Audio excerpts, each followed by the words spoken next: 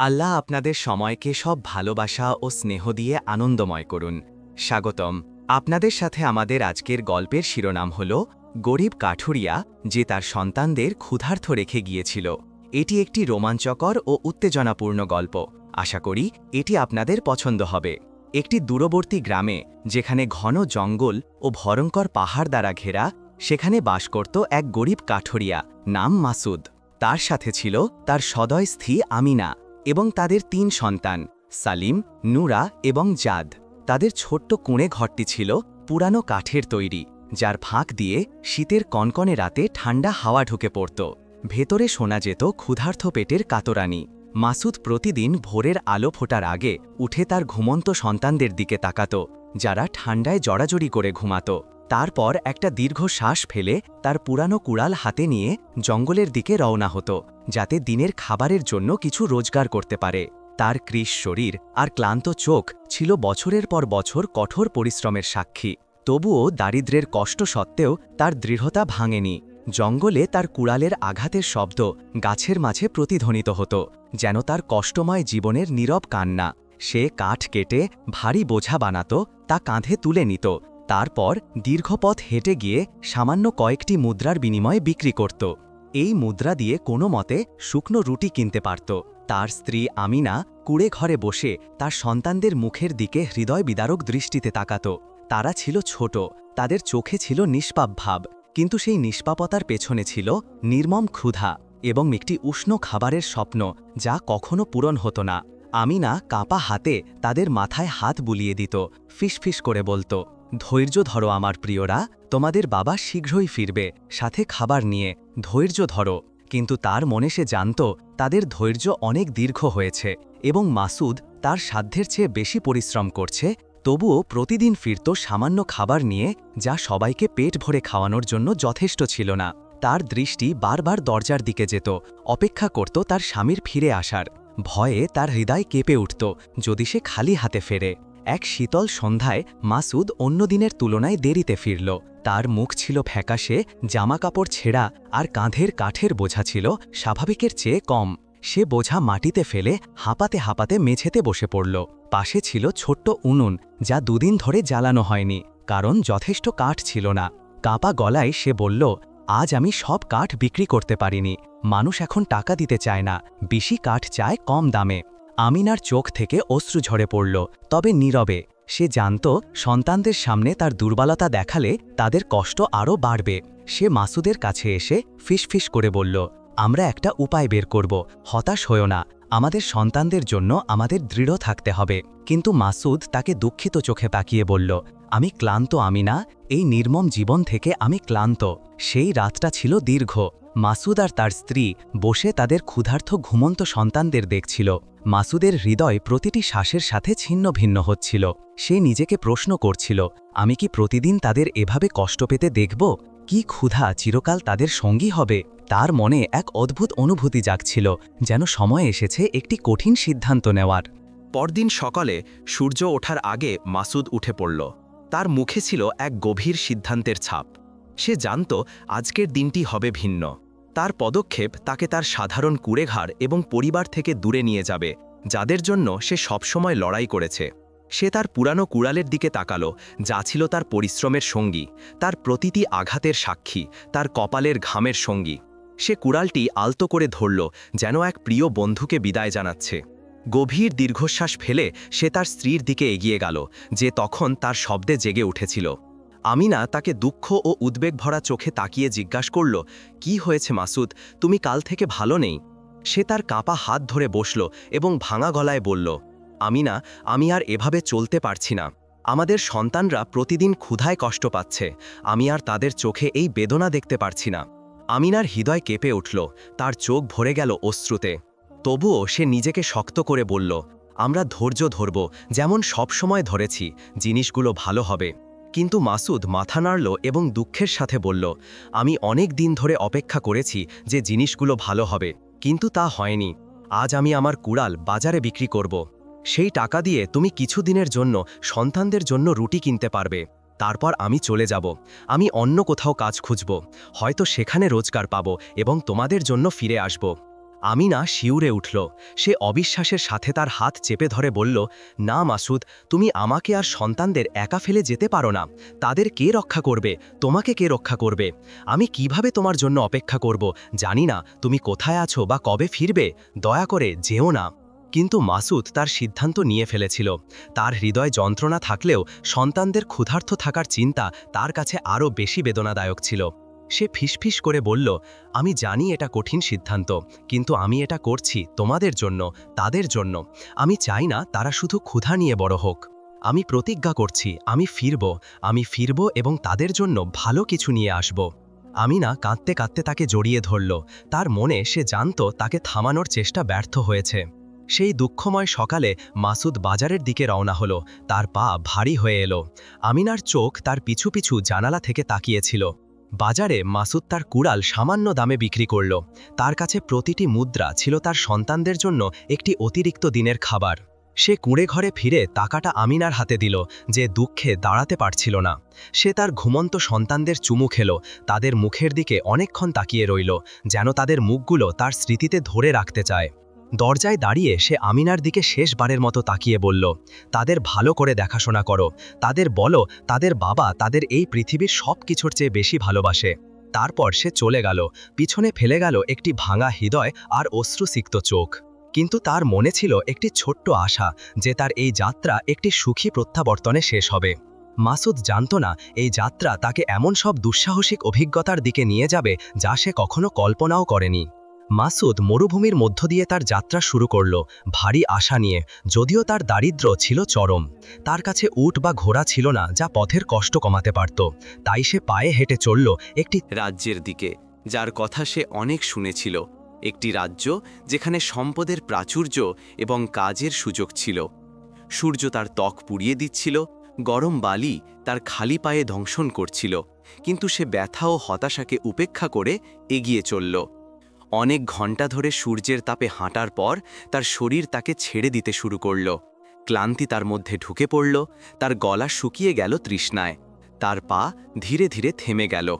সে তার বাকি শক্তি সংগ্রহ করার চেষ্টা করল, কিন্তু শেষমেশ বালির ওপর অজ্ঞান হয়ে পড়ে গেল। মাসুদ জানত না কতক্ষণ সে অজ্ঞান ছিল, কিন্তু একটি কাফেলার ঘণ্টার শব্দ তাকে ধীরে ধীরে সচেতন করে তুলল। একজন যাত্রী বালির ওপর তার দেহ দেখতে পেল এবং ভয় পেয়ে তার দিকে ছুটে গেল। তাকে অচেতন অবস্থায় দেখে সে চিৎকার করে বলল, এই লোকেরা, তাড়াতাড়ি এসো, এখানে একজন মানুষ মরছে। লোকজন মাসুদের চারপাশে জড়ো হল। তারা তাকে সাবধানে তুলে একটি উটের পিঠে রাখল। কাফেলা তার যাত্রা শুরু করল, যখন মাসুদ জীবন ও মৃত্যুর মাঝে ঝুলছিল। সূর্য ডোবার সময় এবং রাত নামার সাথে সাথে কাফেলা রাতের জন্য তাঁবু খাটানোর সিদ্ধান্ত নিল। তারা আগুন জ্বালালো এবং খাবার তৈরি করল। মাসুদ তখন একটি তাঁবুতে শুয়েছিল, শ্বাস নিতে কষ্ট হচ্ছিল। এক বৃদ্ধ শেখ, যার মুখে প্রজ্ঞা ও অভিজ্ঞতার ছাপ ছিল, তার হাতে পানির পাত্র এবং এক টুকরো রুটি নিয়ে তার কাছে এলো। শেখ তার কাঁধে আলতো করে হাত রেখে বলল, পানি পান করো বৎস, পান করো, তুমি ভালো বোধ করবে। মাসুদ কষ্ট করে চোখ খুলল এবং শেখের হাত থেকে পানি নিল। তারপর ক্ষুধার তাড়নায় রুটির টুকরোটা খেয়ে ফেলল। তার শক্তি কিছুটা ফিরে এলো। শেখ তাকে জিজ্ঞেস করল, কি এনেছে তোমাকে এই মরুভূমিতে একা? তোমার গল্প কি বৎস? মাসুদ গভীর দীর্ঘশ্বাস ফেলল। তার বুকের ভার যেন বেরিয়ে আসতে চাইছিল। সে দুঃখের সাথে তার গল্প শুরু করল। সে বলল তার দারিদ্র্যের কথা, তার সদয় স্ত্রী এবং 3 সন্তানের কথা, যাদের সে ক্ষুধার্ত রেখে এসেছে তার ছোট্ট কুঁড়ে ঘরে। সে বলল তার কুড়াল বিক্রির কথা, যাতে তারা কয়েক দিনের জন্য রুটি কিনতে পারে, এবং তার সিদ্ধান্তের কথা যে সে তাদের ছেড়ে অন্য কোথাও রোজগার খুঁজতে যাবে। শেখ মাসুদের গল্প মনোযোগ দিয়ে শুনল। তার মুখে দুঃখের ছাপ ফুটে উঠল। সে মাসুদের কাঁধে হাত রেখে উষ্ণ কণ্ঠে বলল, দুঃখ করো না বৎস, রিজিক আল্লাহর হাতে। যতক্ষণ তুমি চেষ্টা করছো, আল্লাহ তোমাকে ছাড়বেন না। আল্লাহর রহমত থেকে হতাশ হইও না। কত ফকিরকে আল্লাহ ধনী করেছেন, কত ভটকা পথ পেয়েছে। ধৈর্য ধরো মাসুদ, জানো ফরজ কাছেই। শেখের কথায় মাসুদের হৃদয়ে একটু শান্তি ফিরে এলো। সে নিজের সাথে প্রতিজ্ঞা করল, যত কষ্টই আসুক সে কখনো আশা হারাবে না। পরদিন সকালে কাফেলা মরুভূমির মধ্য দিয়ে যাত্রা শুরু করল। মাসুদের শরীর কিছুটা ভালো হয়েছিল শেখ সালিমের যত্নে। শেখ সালিম তার পাশে ছিল। সুখবর ছিল যে কাফেলা সেই রাজ্যের দিকেই যাচ্ছিল যেখানে মাসুদ রোজগারের জন্য যেতে চেয়েছিল। দুপুরে সূর্য মাথার উপরে উঠলে কাফেলা বিশ্রামের জন্য থামল। মাসুদ শেখ সালিমের পাশে বসে কথা বলছিল। সূর্য ডোবার সময় কাফেলা রাতের জন্য তাঁবু খাটালো। তারা তাঁবু গাড়ল, আগুন জ্বালালো। মাসুদ চুপচাপ বসে তার দূরের পরিবারের কথা ভাবছিল। শেখ সালিম তার পাশে এসে বসল এবং গম্ভীর কণ্ঠে বলল, বৎস, সাবধান। এই জায়গাটা যেখানে আমরা আজ রাতে তাঁবু ফেলেছি এটা ডাকাতদের জন্য বিখ্যাত। তারা নির্মম, কাউকে রেহাই দেয় না। মাসুদের হৃদয়ে ভয় ঢুকে গেল, কিন্তু সে মনোযোগ দিয়ে শুনল। শেখ বলে চলল, যদি তারা রাতে হামলা করে প্রতিরোধ করার কথা ভেবো না। এই কিসটা নাও, আমি এটা আমার কাপড়ের ভাঁজে লুকিয়ে রেখেছি। এর মধ্যে একটা মানচিত্র আছে। যত তাড়াতাড়ি পারো পালাও। যদি আল্লাহ তোমাকে বাঁচান তবে মানচিত্রটা খোলো। এতে একটা কোষাগারের স্থান বর্ণনা করা আছে যা এই রাজ্যের কাছে। শেখ সাবধানে কথা বলছিল যেন কেউ শুনে না ফেলে। সে বলল, এই মানচিত্রটা আমি আমার গ্রামের কাছে এক গুহায় পেয়েছিলাম। এমনকি আমার ছেলেদেরও এটা জানি না। মাসুদ বিস্ময়ে মুখ হাঁ করে ফেলল। শেখ সালিম তাকে সাবধান করে বলল, কোষাগার নিজের জন্য রাখার কথা ভেবো না। আমার সাথে প্রতিজ্ঞা করো, তুমি যা পাবে তা আমার ছেলেদের সাথে ভাগ করবে। তারা রাজ্যের কাছে একটি ছোট গ্রামে থাকে। শেখ সালিমের বাড়ি জিজ্ঞেস করলেই তাদের পেয়ে যাবে। মাসুদ মাথা নাড়ল, সম্মতি জানালো। তার মনে ভয় আর কৌতূহলের মিশ্রণ। সে সারা রাত শেখের কথা ভাবল, লুকানো মানচিত্রের কথা, এবং যে ভাগ্য তার জন্য অপেক্ষা করছে। নক্ষত্র ভরা আকাশের নিচে শান্ত মনে হলেও রাতের বুকে লুকিয়েছিল অনেক কিছু। কাফেলা ঘুমিয়ে পড়ল, কিন্তু মাসুদের হৃদয়ে জেগেছিল। তার শোক আর উদ্বেগ তাকে কামড়াচ্ছিল। সে ভাবছিল, তার স্ত্রী ও সন্তানরা কি ঠিক আছে? ক্ষুধা কি তাদের গ্রাস করেছে? তারা কি নিরাপদে ঘুমাচ্ছে, নাকি ভয় তাদের পাশে শুয়ে আছে? শেখ যেন জানত সেই রাতে কিছু ঘটবে। তার সারা দিনের নীরবতায় ছিল এক গভীর উদ্বেগ যা সে প্রকাশ করেনি। হঠাৎ রাতের নিস্তব্ধতা ভেঙে ঘোড়ার খুরের শব্দ এলো। মাসুদ ভয়ে উঠে বসল। সে তাকিয়ে দেখল মুখোশধারী লোকেরা তাঁবুর দিকে দৃঢ় ও আত্মবিশ্বাসী পায়ে এগিয়ে আসছে। তাদের চোখে দুষ্টুতা আর তলোয়ার চাঁদের আলোয় ঝকঝক করছে। মাসুদ বুঝতে দেরি করল না যে এরা সেই ডাকাত যাদের সম্পর্কে শেখ তাকে সাবধান করেছিল। শেখের তাঁবুর দিকে ছুটে গেল, তাকে জাগিয়ে ফিসফিস করে বলল, তারা এসে গেছে, আমাদের পালাতে হবে। শেখ যেন এই মুহূর্তের জন্য প্রস্তুত ছিল। তার কাঁপা হাতে সে মাসুদকে একটি ছোট্ট থলি দিল যার মধ্যে মানচিত্র ছিল। তারপর দৃঢ় চোখে বলল, এটা নাও আর পালাও, সময় নষ্ট করো না। মাসুদ জেদ করে বলল সে শেখকে নিয়ে যাবে, কিন্তু শেখ দুঃখী হাসি দিয়ে মাথা নাড়ল। আমি বুড়ো বৎস, আমি পালাতে পারবো না। তারা আমাকে সহজে ধরে ফেলবে, কিন্তু তুমি বাঁচতে পারো। বিতর্কের সময় নেই, এখন যাও। মাসুদ শেখের দিকে শেষবার তাকালো, তার চোখে হাজার অর্থ। তারপর থলিটি শক্ত করে ধরে সে পুরো শক্তি দিয়ে দৌড়ালো তাঁবু থেকে দূরে। সে দৌড়ানোর সময় যাত্রীদের চিৎকার আর সাহায্যের ডাক তার কানে এলো, কিন্তু সে পিছনে তাকাতে সাহস করল না। প্রতিটি পদক্ষেপ তাকে বাঁচার দিকে নিয়ে যাচ্ছিল, কিন্তু তার হৃদয় ছিন্ন ভিন্ন হচ্ছিল। সে জানত সে থাকলে তার মৃত্যু নিশ্চিত। সে দৌড়াতে থাকল যতক্ষণ না একটি উঁচু টিলার পেছনে লুকিয়ে পড়ল। সেখান থেকে সে দূর থেকে ঘটনাগুলো দেখছিল। কিছু তাঁবুতে আগুনের শিখা উঠছিল, বিশৃঙ্খলার শব্দ চারদিকে, তলোয়ারের আঘাত, বেদনার চিৎকার, হারিয়ে যাওয়ার ডাক, সবকিছু যেন একটি জীবন্ত দুঃস্বপ্ন যা থেকে পালানো সম্ভব নয়। তার শক্তি ফুরিয়ে আসছিল। সে বুঝতে পারছিল না এটা ক্লান্তি না শখ। তার পা তাকে ছেড়ে দিল আর সে মাটিতে অজ্ঞান হয়ে পড়ল, পেছনে ফেলে একটি পৃথিবী যা নির্মম জাহান নামে রূপান্তরিত হয়েছিল। পরদিন সকালে সূর্যের তীব্র রশ্মি মাসুদের মুখে পড়ল। সে অজ্ঞান থেকে জেগে উঠল, ক্লান্ত শরীর আর ভারী হৃদয় নিয়ে। সে ধীরে ধীরে উঠে বসল, কি ঘটেছিল তা মনে করার চেষ্টা করল। শেখ সালিম আর কাফেলার সঙ্গীদের জন্য উদ্বেগ তাকে গ্রাস করল। সে তাড়াতাড়ি উঠে তাঁবুর দিকে হাঁটল। সাবধানে সে ধ্বংসস্তূপে পৌঁছাল। তাঁবুগুলো ছিন্ন ভিন্ন, জিনিসপত্র ছড়িয়ে ছিটিয়ে, নিস্তব্ধতা চারদিকে। শেখ সালিম বা অন্য কারো কোনো চিহ্ন ছিল না। হঠাৎ তার চোখ পড়ল কাফেলার একটি উটের উপর, যে একা শুকনো ঘাস খাচ্ছিল। মাসুদ ডাকাতদের ফিরে আসার ভয়ে তাড়াতাড়ি তার দিকে ছুটল। সে উঠে উঠল, যে ক্লান্ত মনে হলেও তার জন্য তখন ত্রাণকর্তা ছিল। সে ধ্বংসপ্রাপ্ত তাঁবু থেকে দূরে চলে গেল, যে কোনো বিপদের ভয়ে সতর্ক। ঘণ্টার পর ঘণ্টা মরুভূমির তাপে হাঁটার পর সে একটি পরিত্যক্ত মরুদ্যান দেখতে পেল, যেখানে একটি পুরানো কূপ ছিল। আশার আলো জ্বলে উঠল। সে উট থেকে নেমে কূপের দিকে গেল, একটি বালতি পানি তুলল। সে পানি পান করল যতক্ষণ না তার তৃষ্ণা মিটল। তার ঘরমাক্ত মুখ ধুয়ে ফেলল। তারপর একটি লম্বা খেজুর গাছের ছায়ায় বসল।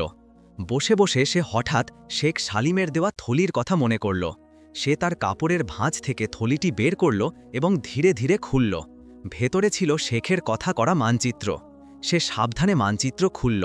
তাতে লাইন ও চিত্র ছিল, যা রাজ্যের কাছে একটি পাহাড়ের পথ দেখাচ্ছিল। মানচিত্রের এক কোণে শেখ সালিমের হাতের লেখায় একটি নোট ছিল। এই পাহাড়ে একটি লুকানো কোষাগার আছে, কিন্তু এটি মহাবিপদে ঘেরা। সব সময় মনে রেখো, যা সত্যি মনে হয় তা আসলে তা নয়। মাসুদ শব্দগুলোর দিকে তাকিয়ে রইল। তার মনে বিস্ময় ও ভয়ের মিশ্রণ। কিন্তু সে বুঝল, এই মানচিত্রই হয়তো তার পরিবারকে ক্ষুধা ও দারিদ্র্য থেকে বাঁচানোর একমাত্র আশা। সে গভীর দীর্ঘশ্বাস ফেলল। সে জানত তার যাত্রা শেষ হয়নি, বরং এখনই শুরু হয়েছে একটি আরও বিপজ্জনক দুঃসাহসিকতা। মাসুদ আশা ও ভয় নিয়ে মরুভূমির মধ্য দিয়ে এগিয়ে চলল। দূর থেকে মানচিত্রে আঁকা পাহাড়ের আকৃতি দেখা গেল। তার হৃদয় প্রচণ্ডভাবে ধুকপুক করছিল। আশা তার বুকে জেগে উঠল, যদিও নোটের সতর্কবাণী তাকে ভয়ে রাখছিল। সে উটকে দ্রুত পাহাড়ের দিকে হাঁকালো, তার চোখ প্রবেশপথের দিকে স্থির। পৌঁছে সে উট থেকে নেমে তাকে প্রবেশপথের কাছে বাঁধল।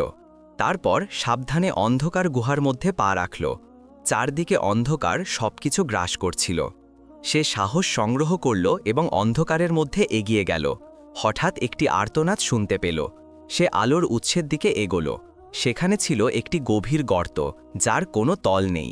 মাসুদ বুঝল, যা শুনেছিল তা ছিল একটি ভ্রম, একটি ফাঁদ যা তার জীবন নিতে পারত। সে আল্লাহর কাছে শুকরিয়া আদায় করল যে তাকে সঠিক পথ দেখিয়েছেন।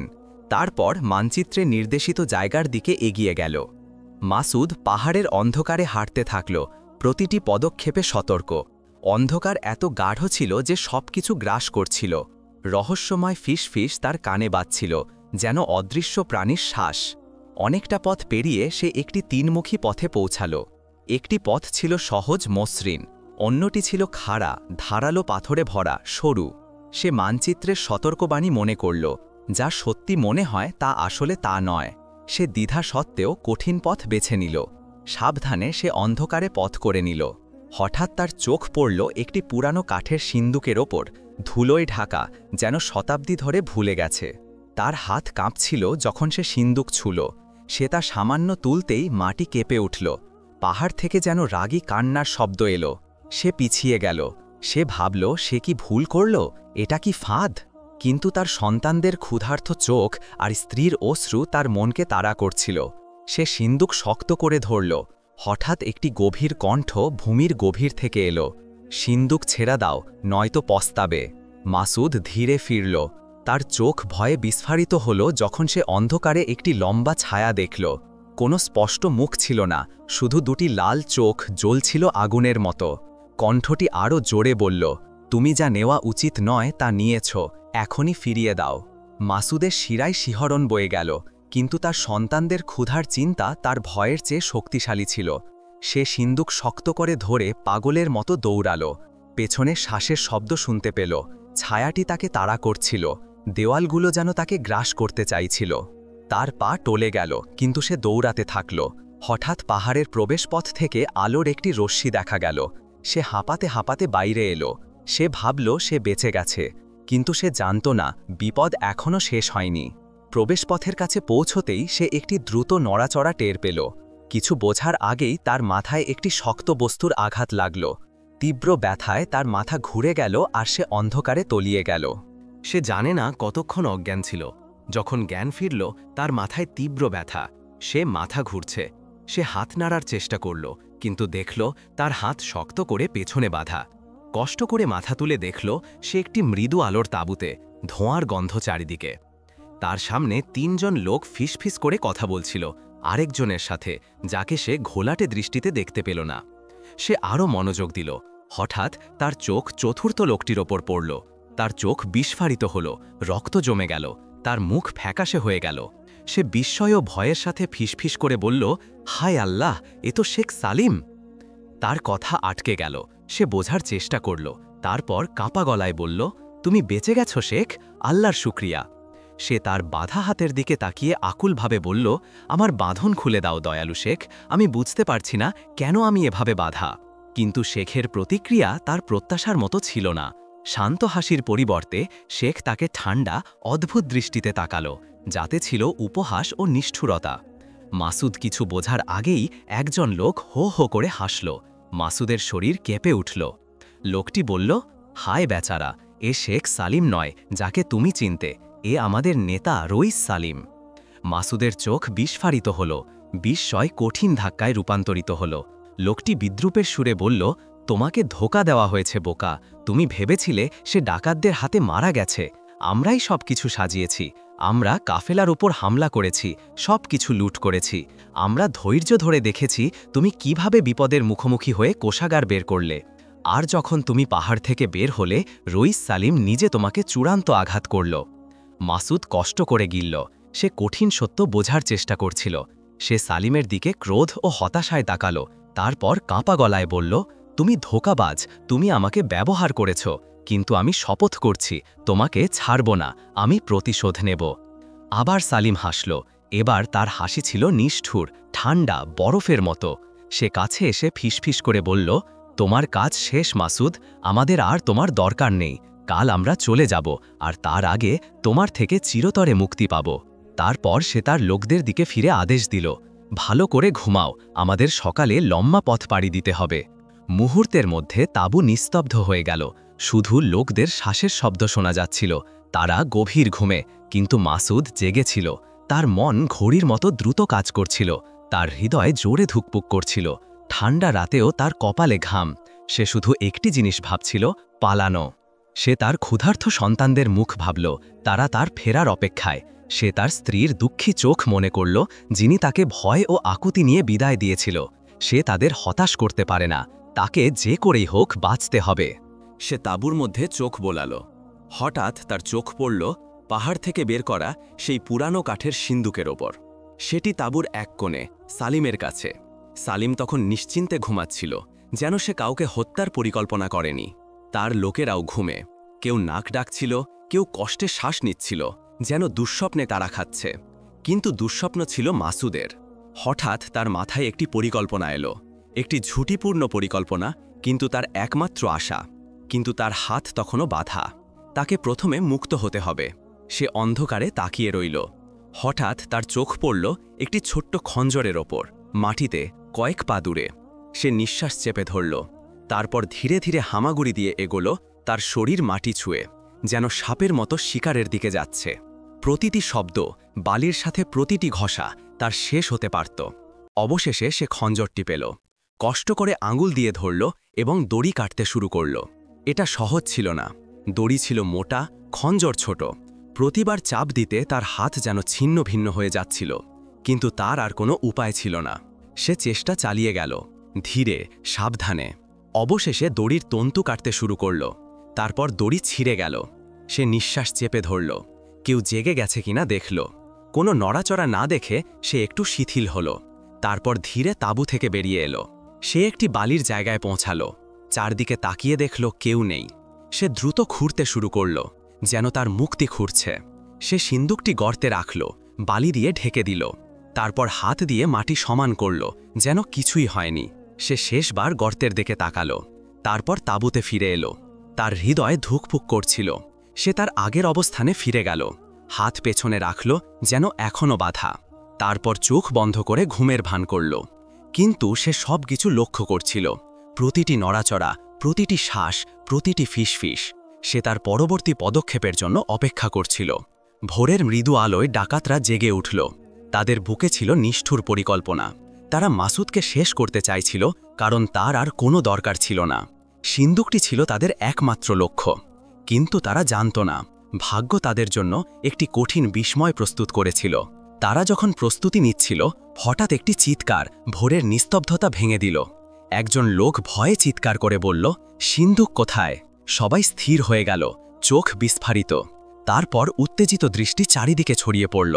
তারা তাঁবুতে সব কিছু উল্টোপালট করল, কিন্তু কিছুই পেল না।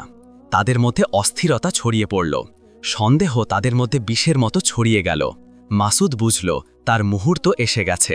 সে গভীর শ্বাস নিল, তারপর শান্ত কিন্তু ধূর্ত কণ্ঠে বলল, সালিম আর এই লোকটি তোমাদের ধোঁকা দিয়েছে। তারা তোমাদের বিরুদ্ধে ষড়যন্ত্র করেছে। রাতে অন্ধকারে একজন অপরিচিত এসেছিল। তারা ফিসফিস করে কথা বলল। তারপর চুপচাপ তাঁবু থেকে বেরিয়ে সিন্দুক তাকে দিয়ে এসেছে। তারপর ফিরে এসে ঘুমের ভান করেছে। তার কথায় ডাকাতরা চমকে গেল। তারা সালিম আর তার সঙ্গীর দিকে ক্রোধ ও সন্দেহে তাকাল। ফিসফিস তীব্র চিৎকারে রূপান্তরিত হল। উত্তেজনা বাড়তে লাগল। মুহূর্তের মধ্যে বিশৃঙ্খলা শুরু হল। খঞ্জর বেরোল, তলোয়ার মৃত্যুর ঝলক দিল। মৌখিক তর্ক রক্তাক্ত সংঘর্ষে রূপান্তরিত হল। তাদের চিৎকার উঠল, তারপর ধীরে ধীরে কমে গেল।